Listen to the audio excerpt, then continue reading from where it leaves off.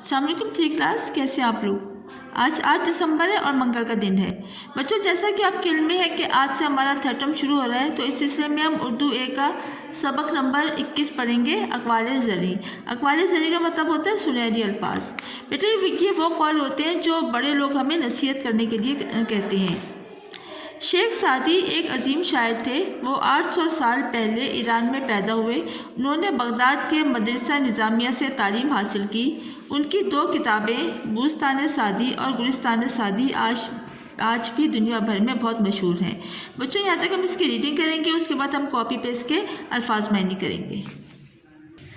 ٹھیک ہے، ابھی ہم نے سبق نمبر 21 اقوال زرعی کی ریڈنگ کی ہے۔ اب ہم اس کے الفاظ معنی کریں گے۔